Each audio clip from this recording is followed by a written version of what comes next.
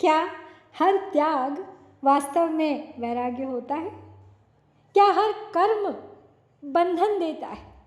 एक मूढ़ व्यक्ति भी संसार से दूर जा सकता है और एक ज्ञानी व्यक्ति संसार में रहकर भी मुक्त हो सकता है। तो अंतर कहाँ है? नमस्कार। आज हम अष्टावक्र गीता के अध्याय 18 के श्लोक 61 से 65 को पढ़ेंगे और समझेंगे। ये श्लोक हमें एक बहुत गहरी बात सिखाते हैं। बाहर से देखने पर मूढ़ और ज्ञानी एक जैसे दिख सकते हैं, लेकिन भीतर की स्थिति पूरी तरह भिन्न होती है। कर्म वही, संसार वही, पर दृष्टि बदलते ही जीवन का अर्थ बदल जाता है। निवृत्तिरपि मूढ़स्य प्रवृत्तिरुपजायते, प्रवृत्तिरपि धीरस्य निवृत्तिर्फलदायिनी। मूढ़ की निवृत्ति भी प्रवृत्ति रूपी है तथा ज्ञानियों की प्रवृत्ति है रूप निवृत्ति की यथा। मूढ़ में निवृत्ति से भी प्रवृत्ति उत्पन्न हो जाती है और धीर पुरुष की प्रवृत्ति भी निवृत्ति के समान ही फलदायिनी है। Even abstention from action leads to action in a fool, while even the action of the wise man brings the fruits of inaction. इस सूत्र में प्रयुक्त दो शब्द प्रवृत्ति और निवृत्ति, इनकी व्याख्या तो पहले भी की जा चुकी है। वृत्ति को ऐसे मानो जैसे विशाल पर्वत की कोख में तैयार होता ज्वालामुखी। ऊपर से कुछ नहीं, लेकिन अंदर ही अंदर कुछ जल रहा है। इसका मूल है देहाभिमान। बस बाहर का वातावरण मिला और इसने साकार रूप लेना शुरू कर दिया। अब इसका जो साकार रूप है वही है प्रवृत्ति। जब वृत्ति बदलती है प्रवृत्ति के रूप में तो उसे सामान्य शब्द में कर्म कहते हैं। तो ज्वालामुखी का कर्म क्या है? अंदर ही अंदर घुटना, बढ़ना और फिर एक दिन फूट जाना। और वातावरण से आने वाले ये जो उद्दीपक हैं ये ज़रूरी नहीं कि बाहर से आए। तो बीज रूप में पड़े संस्कार भी इग्नाइट कर सकते हैं, उद्दीपन का कार्य कर सकते हैं। तो यहाँ पे हमने देखा कि वृत्ति किस तरह से प्रवृत्ति बन जाती है। अगर देहाभिमान है तो प्रवृत्ति तो बनेगी, स्थूल रूप ना ले सूक्ष्म रूप में ही अपना काम करेगी। तो कहते हैं वो कि मूढ़ निवृत्ति की बात कर सकता है, उसे ओढ़ सकता है, लेकिन उसकी निवृत्ति से भी प्रवृत्ति का जन्म हो जाएगा। कारण कि जो भीतर है वो बाहर आए बिना रह ही नहीं सकता। आपको ऐसे विरक्तों, त्यागियों को देखकर हैरानगी होती होगी जो कुछ बरसों बाद पहली स्थिति से बिल्कुल विपरीत हो जाते हैं। लेकिन हैरानगी की कोई बात नहीं है, स्वाभाविक है। जो भीतर है वो बाहर आएगा ही। धरती की कोख में पड़ा रहने वाला बीज बाहरी परिस्थितियों में अनुकूल होते ही धरती की सतह को फाड़कर बाहर आ जाता है। कितनी शक्ति होती है इस समय उसमें। मुलायम सा दिखने वाला अंकुर सख्त परत को छेदता हुआ एकाएक बाहर झांकने लगता है और देखते देखते वृक्ष बन जाता है, जो वृत्ति के स्वरूप को, इसकी प्रक्रिया को भली भांति जानता है। उसे आश्चर्य नहीं होता, वो इसे सहज मानता है। देह से जुड़े हुए, देह बुद्धि रखने वाले मूढ़ की निवृत्ति से भी प्रवृत्ति जन्म लेती है। मूढ़ का त्याग भी जो है वो एक प्रकार से अहंकार से भरा हुआ है, लेकिन ज्ञानी की प्रवृत्ति जो कर्म है वो कर्म करते हुए भी उससे निर्लिप्त रहता है। संकेत यही है कि बाहर नहीं, भीतर देखो। परिग्रहेषु वैराग्यं प्रायो मूढ़स्य दृश्यते, देहे विगलिताशस्य क्व रागः क्व विरागतः।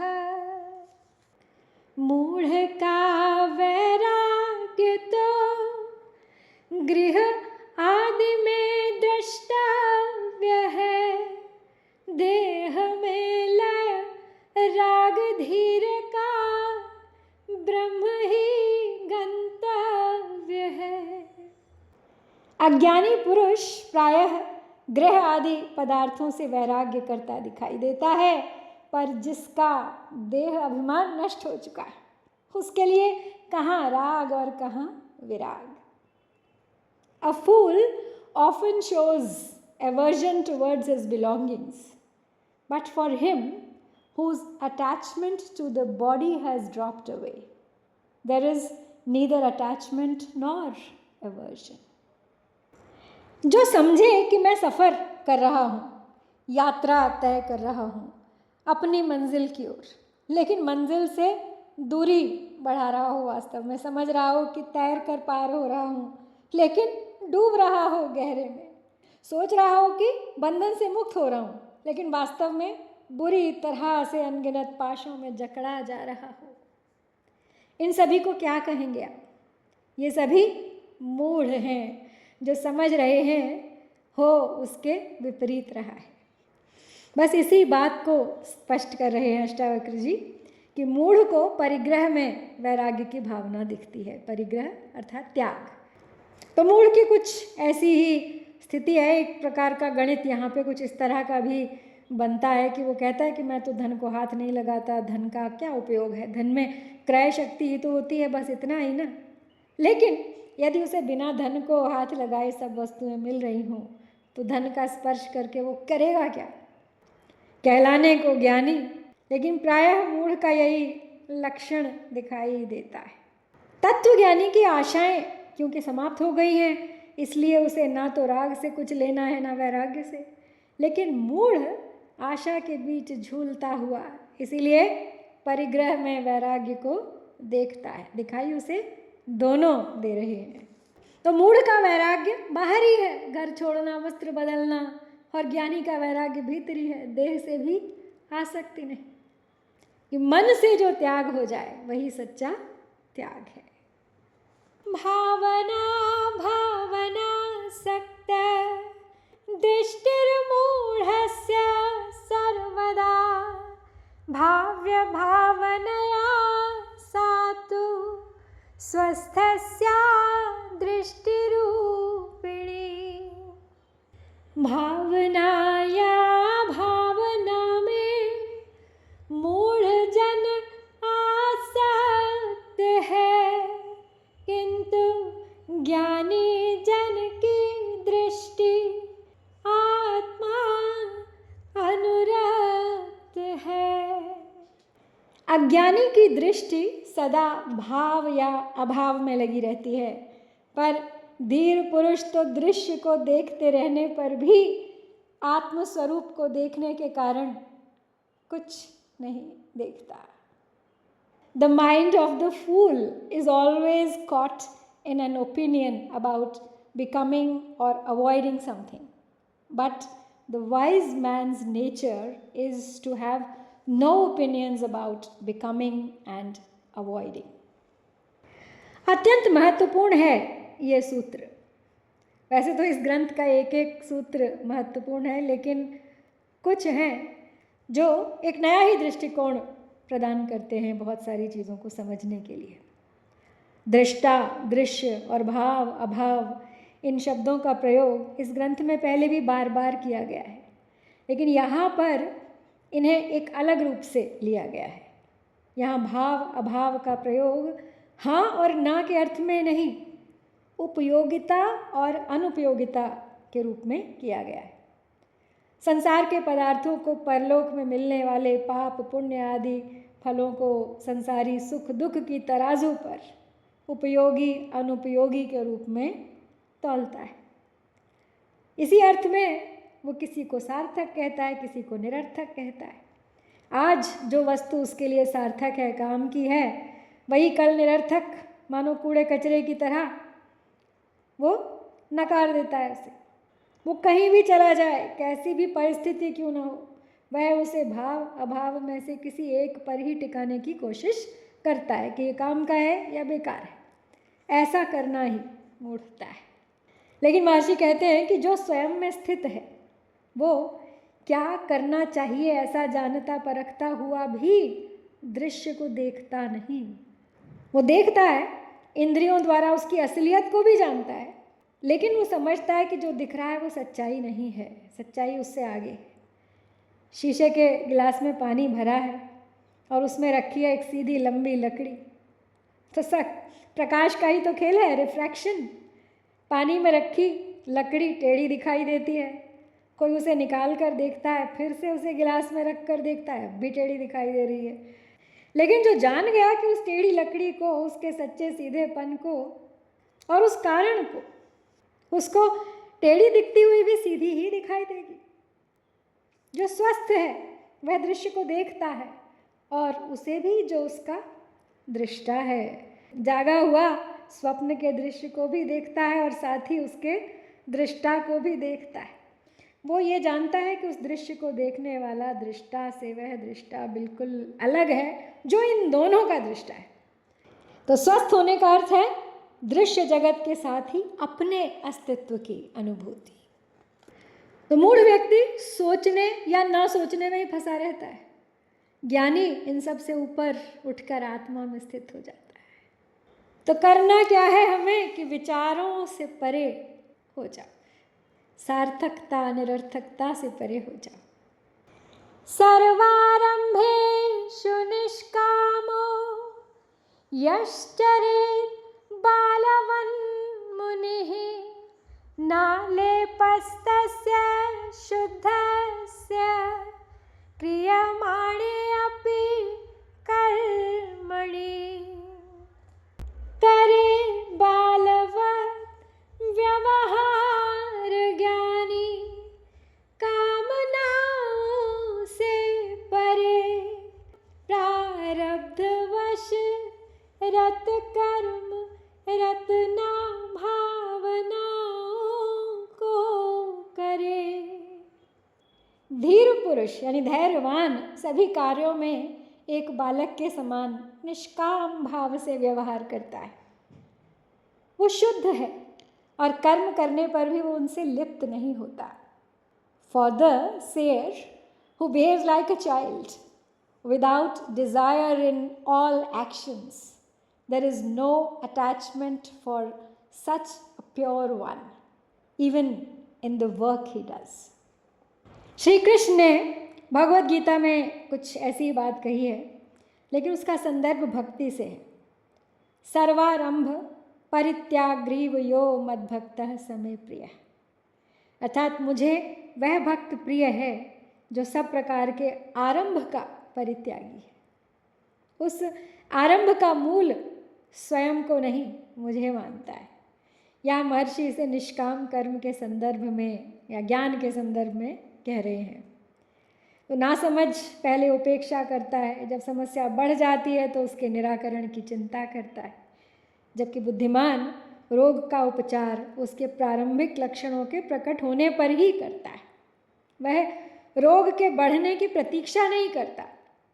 जिसका आचरण बालवत होता है यानी बालक के समान, तो बालक किसी भी कार्य के प्रति जैसे अनासक्त होता है, वैसा ही आचरण मुनि का होता है। वे बालक की सहजता, निश्चलता, निष्प्रयोजनता को यहाँ इस सूत्र में ज्ञानी के संदर्भ में बताना चाहते हैं। बालक कोई कर्म इसलिए नहीं करता क्योंकि वो उससे कुछ चाहता है, वह तो बस खेलने के लिए खेलता है। बाल्यस्तावत् क्रीड़ासक्त है, जब तक बालक रहे क्रीड़ा में आसक्त रहे। केंद्र खेलना रहा, सब खेल जो करता है वह बालक, सब क्रीड़ा होता है। विक्षेप थोड़ा बहुत हुआ भी तो उसके साथ वो चिपकता नहीं है। अभी कुट्टी तो अभी, अब यदि और से देखें तो दोनों का कोई अर्थ नहीं है उसके लिए। कुछ जुड़ता है तो ठीक, कुछ अलग होता है तो भी ठीक, सब ठीक, कुछ भी ठीक नहीं, क्योंकि सर्वारंभेषु निष्कामः यश्चरेत् बालवन् मुनिः। तो महर्षि कहते हैं आगे कि वह शुद्ध रहता है, उसमें मालिन्य नहीं लिपटता। दोषों का कारण तो कामनाएं हैं, जब कामनाएं नहीं तो सहज निर्दोषता हो गई। वे कर्म जो दोष रहित नहीं होते, जो ऐसे होते हैं जैसे अग्नि जिसमें धुआं दिखाई दे या नहीं, होता ज़रूर है। जैसे अग्नि निर्धूम नहीं होती, इसी तरह कर्म भी पाप पुण्य आदि दोषों से मुक्त नहीं होते, लेकिन शुद्ध चित्त मुनि कर्मों को करता हुआ भी इनके दोषों में लिप्त नहीं होता। जल में कमल की तरह वो कर्म करता है, पर उसमें मैं कर रहा हूँ ये भाव नहीं होता। इनोसेंस एंड अवेयरनेस, ये दोनों साथ हों तो मिलती है मुक्ति, वो ज्ञानी की अवस्था, फ्रीडम। स एव धन्यः आत्मज्ञः सर्वभावेषु यः समः पश्यन् शृण्वन् स्पर्शन् जिघ्रन् अश्नन् निस्तर्शमानसः देखता स्पर्श करता सुनता सूंघता खाता हुआ आत्मज्ञानी धन्य सममन निस्तरण पाता हुआ। वो आत्मज्ञानी धन्य है जो सभी स्थितियों में समान रहता है, देखते सुनते छूते सूंघते और खाते पीते भी उसका मन कामना रहित रहता है। Blessed is he who knows himself and is the same in all states, with a mind free from craving, whether he is seeing, hearing, feeling, smelling or tasting. इस सूत्र में तत्वज्ञानी को धन्य बताते हुए महर्षि कहते हैं कि जो प्राप्त करना था वो पा लिया, अब कोई चाह नहीं रही, सब जान लिया, इसलिए मन की कोई भी स्थिति आ जाए सब समान है। जब तक मन था तब तक विषमता के भाव उठते थे, तभी तक कुछ अनुकूल था कुछ प्रतिकूल था, अब तो सब एक सा है, तभी समभाव है। सर्वभावेषु अर्थात किसी भी भाव में, ज्ञानेंद्रियों से प्राप्त होने वाले किसी विषय में किसी प्रकार की कोई आसक्ति नहीं रही। निस्तर्श मानसः का अर्थ है तृष्णा रहित मन, मन को तैर जाना, ये भी इसी का अर्थ है। मन को पार करने का अर्थ संसार को पार करने के समान ही है, मन ही तो संसार है। मन संकल्प विकल्पात्मक है, इसीलिए सभी प्रकार के संकल्पों विकल्पों को पार कर जाना भी इसका अर्थ हो सकता है। मन है इंद्रियों का राजा, इसलिए इंद्रियों को पार कर जाना भी इसका आशय हो सकता है। और की कामना विषयों के संदर्भ में मन ही तो करता है, यही तृष्णा है। इसलिए तृष्णा को पार करने का अभिप्राय भी मन को तरने के समाहित ही है। इसको हम अनमना भाव भी कहते हैं, जिसका प्रयोग बहुत होता है, अनमना शब्द। आत्मज्ञ होना जीवन की धन्यता है। उस धन्यता के सिंहासन पर बैठा आत्मतत्ववेत्ता विषयों का इंद्रियों का दास नहीं रहता, वो तो समता की परम स्थिति में रहता है। तो ज्ञानी कौन है? इंद्रियों से सब करता है, देखता है, सुनता है, खाता है, सूंघता है, स्पर्श करता है, पर भीतर से शांत सम और मुक्त रहता है। जीवन जीते हुए भी मुक्ति संभव है।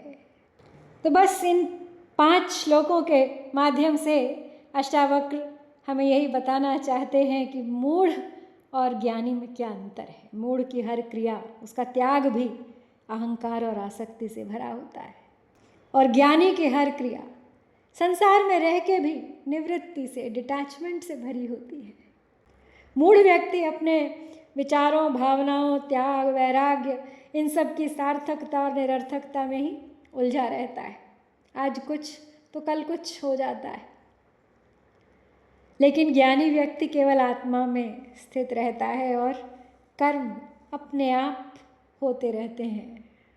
तो मुक्ति कर्म छोड़ने से नहीं, कर्तापन छोड़ने से आती है। तो आज आपको इसी विचार के साथ छोड़ती हूँ।